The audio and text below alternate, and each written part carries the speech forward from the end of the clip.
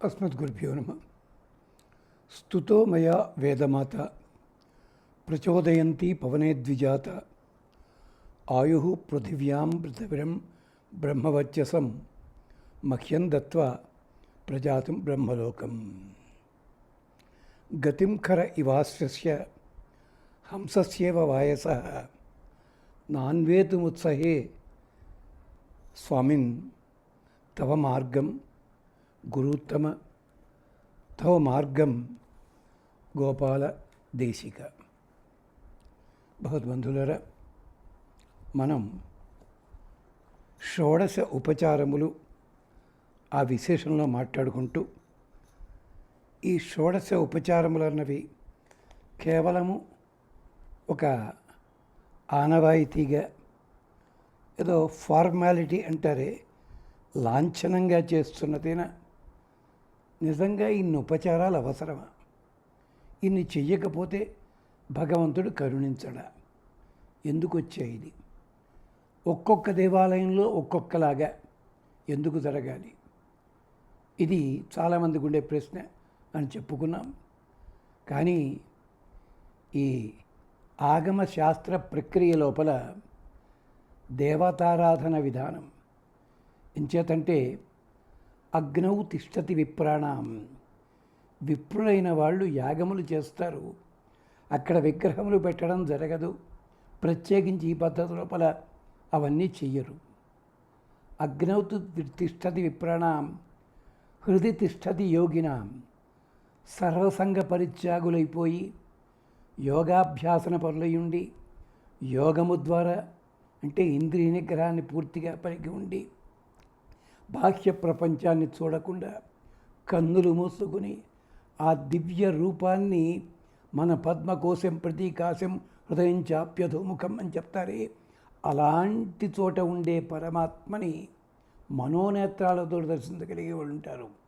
వాళ్ళకి హృదయ తిష్టతి యోగినాం. యోగీశ్వరుడు అంటే ఇప్పుడు ప్రతి పదం పెట్టుకున్న వాళ్ళు యోగీశ్వరుడు కాదు. వాళ్ళకు అలా భగవద్ దర్శనం అయి తీరాలి. ఎవడైనా కానీ భగవద్ దర్శనం నాకు అయ్యింది అని పైకి అంటే మాత్రము ఉపనిషత్తు చెప్పింది దభ్రమేవ, అంతకంటే అబద్ధం ఇంకోటి లేదురా బాబు. ఎంచేతంటే ఆ పరమాత్మ దర్శనం అయిన తర్వాత ఆ స్వరూపాన్ని వాడు వర్ణించలేడు, తన్మయత్వంతో ఉండిపోతాడు తప్ప ఆ తన్మయత్వం ద్వారా గుర్తుపట్టాలి తప్ప మరో మార్గం కాదు. ఎంచేతంటే ప్రహ్లాదుడు పక్కనట్టే పెట్టండి. ధ్రువుడు తపస్సు చేస్తే కంటి ముందు కనిపించలేదు పరమాత్మ, కనిపించాడు, ఉన్నట్టుండి కనిపించాడు, కానీ మాయమయ్యాడు. ఏమిటంటే కన్నులు తెరిచి చూశాడు, ఎదురకుండా ఉన్నాడు.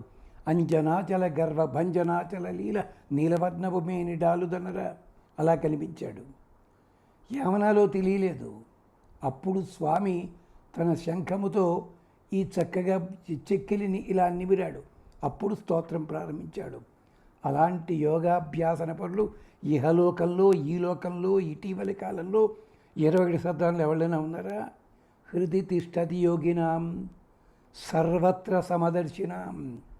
చెట్టులో పుట్టలో కాకిలో కుక్కలో అన్ని చోట్ల అంటే చీమలో చీమలో పరబ్రహ్మలో అన్ని చోట్ల కూడా శివకేశవాదులు అన్ని చూడగలిగితే అలాంటి వాడు సమదర్శి. ఇప్పుడు ఎలా తన్నుకుంటారో చూస్తున్నాం.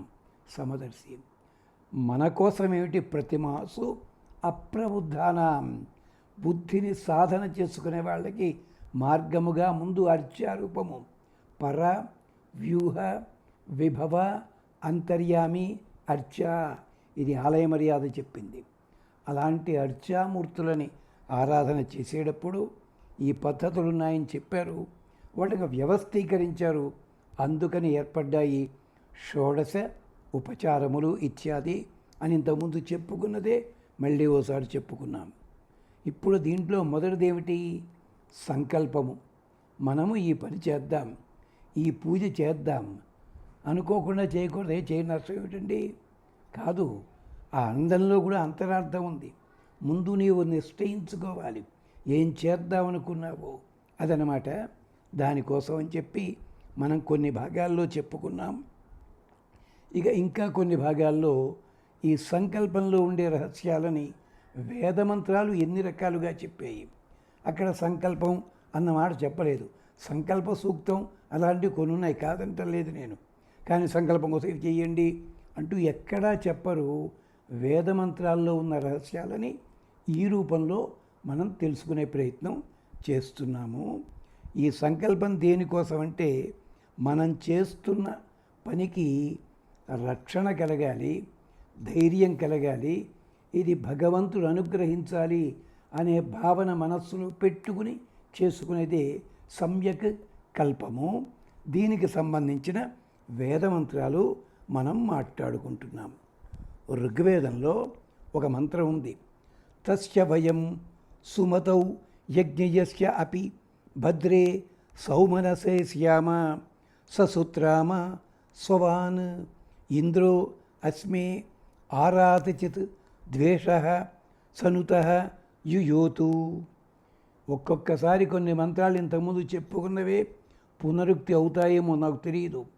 కానీ భావనావేశము, తత్వ ఉపదేశము చెప్పడం పెద్దలు చెప్పిన మార్గాన్ని జ్ఞాపకం చేయడానికి.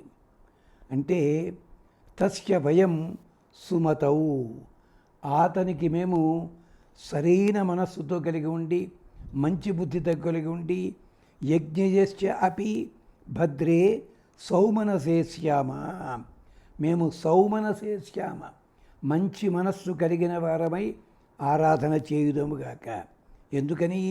యజ్ఞయస్య అపి, అతడు యజ్ఞార్హుడు. అంతేకాదు యజ్ఞయస్య అపి ఎందుకండి? అతడు యజ్ఞార్హుడు. యజ్ఞము చెయ్యకున్నా కూడా మనని అనుగ్రహిస్తాడు. నారు పోసినవాడు నీరు పోయాడా?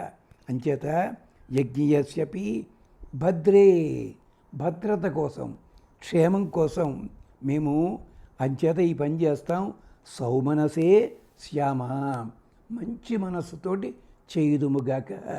ఇది సంకల్పంలో భాగం. సహ సుత్రామ స్వవాన్ ఇంద్ర అస్మే ఆరాత్ చిత్ ద్వేష సనుత యుయోతు. ఆ మహానుభావుడు ఎవరయ్యా? సుత్రామ, బాగుగా కాపాడేవాడు. మా దోషాలు పోగొడతాడు, విఘ్నాలు తొలగిస్తాడు. ఇవన్నీ మేము అడక్కపోయినా కానీ మేము ఇలా చెప్పిన సంకల్పం వల్ల స్వామి కూడా సిద్ధపడతాడన్నమాట. అది మా ప్రయత్నం కూడా ఉండాలి. అంచేత స్వవాన్, అంతే మహానుభావుడు మా కోసం అని చెప్పి స్వవాన్ మమ్మల్ని అందరినీ కూడా దగ్గరగా చేర్చుకునేవాడు. అలాంటి ఇంద్రుడు అస్మే ఆరాతచిత్ ద్వేష సనుత యుయోతు. అతడు ఎవళ్ళైనా కానీ మమ్మల్ని ద్వేషించేవాళ్ళు, ఈ కార్యక్రమాన్ని చెడగొట్టడానికి చూసేవాళ్ళు, అసలు వీడు ఎందుకు చేస్తున్నాడండి అనే లక్షణాలు ఉన్నవాళ్ళు ఎవరైనా ఉంటే మనం ఒక్కోసారి పని మొదలుపెట్టి ఎందుకంటే అవసరం ఏముందండి మానేస్తుంటాం. ఇలాంటివి జరుగుతాయి కొన్ని. అలాంటిది జరగకూడదని చెప్పడంలో సంకల్పం ప్రధానం అన్నమాట. అపగ్నన్, కొన్ని చోట్ల దేవాలయాల్లో చూస్తుంటాం, వాళ్ళు టికెట్ కొనుక్కుంటారు, పెడతారు, సంకల్పం చెప్తుండగా ఉన్నట్టు ఫోన్ వస్తుంది. మీరు కొనసాగిస్తుండండి, నేను మళ్ళీ వస్తాను, పని చూసుకొస్తాను. నీ దుంప దగ్గర కోవెలకు వచ్చావు, సంకల్పం ఉన్నావు, టికెట్ కొన్నావు, అది 10 రూపాయలు 100 రూపాయలు పక్కనట్టే పెట్టు. ఒక అరగంట సేపు కూడా నీకు ఓపిక లేదా? ఇంత అర్జెంటు పని వచ్చిందా అంటే లక్షలు వస్తాయన్నమాట. అది పోతావు, వెళ్ళిన దాకా అది కాస్త నాశనం అవుతుంది. ఏం సంకల్పం అది? ప్రయోజనం ఉందా? ఇలాంటి వాళ్ళని మేము 40-50 సార్లు యాదగిరిగుట్టలో, శ్రీశైలంలో, మరో చోట చూసాం. కానీ అర్చక స్వాములు ఏం చేస్తారు? అయ్యా కొన్నారని చెప్తాను కానివ్వండి అంటారనమాట. అలాంటి వాళ్ళు సంకల్పం అంటే అంత తలతిక్క ఉంది కాదు. అదే చెప్తున్నారు, మమ్మల్ని బాగా రక్షించేవాడు, మా శత్రువు దూరంగా ఉన్న, దగ్గరగా ఉన్న, దూరంగా తొలగించాలి. ఇది పద్ధతి. అందుకని అపగ్నన్ పవతే మృధ అప సోమ అరాబ్న గచ్చన్ ఇంద్రస్య నిష్కృతం. ఇంద్రుడు అనేసరికి కేవలం ఇంద్రుడని కాదు, పరమాత్మనే అర్థం ఉంది ఇక్కడ. అందుకని సోమ మృధ అపగ్నన్, ఈ సోమరసం ఉందే, సోమరసము వలె ప్రభావం కలిగిన పరమాత్మ ఉన్నాడే, ఆయన మనని శత్రువులు ఎవరైనా ఉన్నట్టయితే వాళ్ళని హింసిస్తాడు. అరామ్ణ, శక్తి కలిగి ఉండి కూడా దానము చెయ్యలేని బుద్ధిహీనులు ఉంటారే అలాంటి వాళ్ళని అపగ్నం దూరంగా తొలగిస్తారు. మీరు దేవాలయాల్లో చూడండి, ఒక్కొక్కసారి కర్మ చేసేవాళ్ళు పూజ కోసం వచ్చిన వాళ్ళు ఉంటారు. పక్కన వాడు ఏముందండి అనుకుంటాడు. కానీ ఇక్కడ పూజా విధానం చూసిన తర్వాత వాడికి తెలియకుండానే ఏమండి దీంట్లో నేను ఏమన్నా భాగం కాగలనా అంటాడు చటుక్కుని. అది పద్ధతి. వెనకటికి ఒక మహానటుడు, చాలా పెద్ద ఆయన సాధారణంగా వీడికి ఇలాంటి డబ్బులు ఇవ్వండి పేరు. అలాంటి సమయం లోపల 69-72లో ఎగ్జిబిషన్ గ్రౌండ్స్లో పెద్దజీయర్ స్వామివారు యజ్ఞం చేస్తున్నారు. ఆ యజ్ఞం మాకు గుర్తు, చిన్నపిల్లం, 69 అంటే మాకు 16 ఏళ్ళు ఉంటాయి.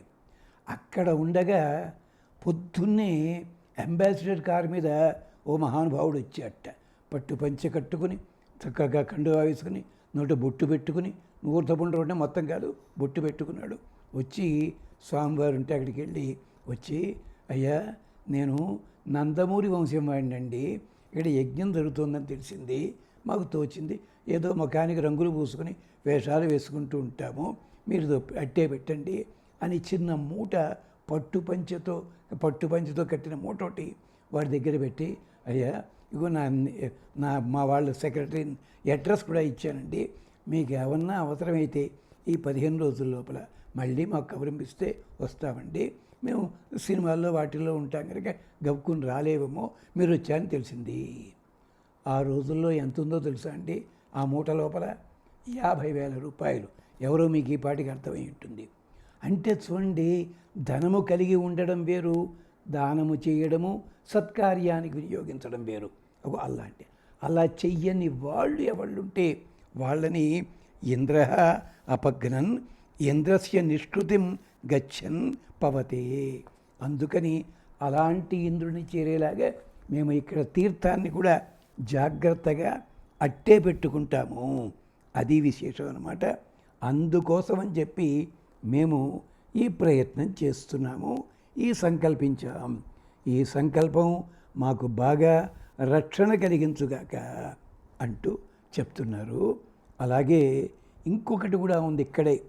తావాం మిత్ర వరుణ ధారయత్ క్షితి సుషుమ్న ఇషితత్వత యజామసి యువో రుణాయ సఖ్యై అభిశ్యామ రక్షస. బాబు మీరు మమ్మల్ని రక్షించండి అంటే మంత్రాన్ని వివరించటం లేదు ఇక.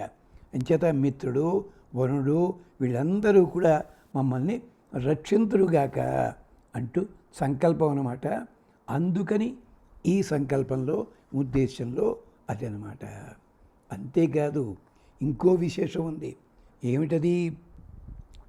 ఈ సంకల్పం చెప్పేటప్పుడు మనకి ఎప్పుడూ కూడా ప్రమాదం జరగకూడదు. ఎలాగా? నేను చేసే యాగం లోపల శత్రువులు నన్ను ఇబ్బంది పెట్టకూడదు, అందుకోసం అని చెప్పి. ఎలాగా?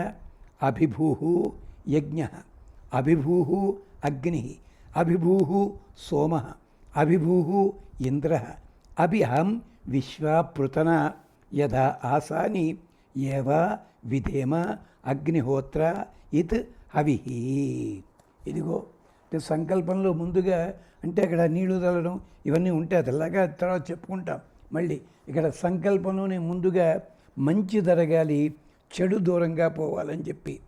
అభిభూహు యజ్ఞ ఏమిటది?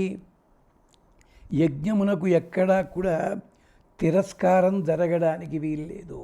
తిరస్కారము లేకుండా బాగా జరగాలి. అభిభూహు అగ్ని, అగ్ని కూడా జయం కలిగించాలి. ఈ అభిభూ అంటే 2 అర్థాలు ఉన్నాయండి. ఒకటి తిరస్కారమని, రెండవది పురస్కారం అని చెప్పి.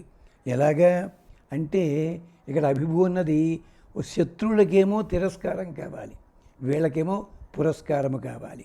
అభిభూ సోమ ఇంద్ర విశ్వపృతన. ఇదిగో సకల విధములైన దోషములుంటారే వీళ్ళందరినీ కూడా మేము జయించి తీరాలి, వాళ్ళందరూ దూరంగా పోవాలి. మా పక్షంలో అభిభూ అంటే జయించడం, శత్రువుల పక్షంలో ఓడిపోవడం అన్నమాట. అందుకని ఓ అగ్నిదేవ మమ్మల్ని జాగ్రత్తగా రక్షించవయ్యా స్వామి అని చెప్పుకునే సంకల్పం కూడా ఇది. దీపాన్ని వెలిగిస్తూ లేదా అగ్నిని ఆధానం చేస్తూ చెప్పేది. అంత మాత్రమే కాదు, సంకల్పంలో జయప్రాప్తి, అది శత్రుజయమన్నది మనం ఇంతకుముందు సుందరకాండలో మాట్లాడుకున్నట్టుగానే ఉంటుంది. అది కూడా చెప్పాం. ఆదానేన సందానేన అమిత్రాన్ ఆద్యామసి ఆబానాయే చేషాం ప్రాణా అసూన్ అసునా తసమచ్చిదన్. మేము మా శత్రువులు ఉంటే వాళ్ళతోటి ఆకర్షణ పాశాలతో కానీ బంధపాశాలతో కానీ బంధించేస్తాం వాళ్ళని.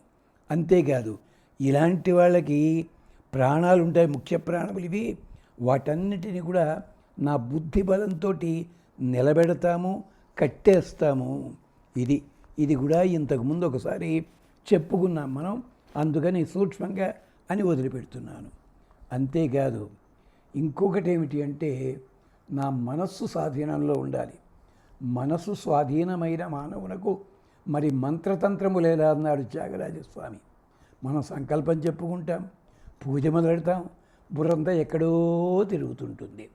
పూజ అయిపోతుంది, సరే కొబ్బరికాయ కొట్టడం, ప్రసాదం ఇస్తారు. ఏమండి, ఇంతకీ మేము సంకల్పించిన పని అవుతుందంటారా? దుర్మార్గుడా, ఎంతసేపు పూజ చేస్తూ ఫలితం మీద ఆలోచిస్తున్నవాడు.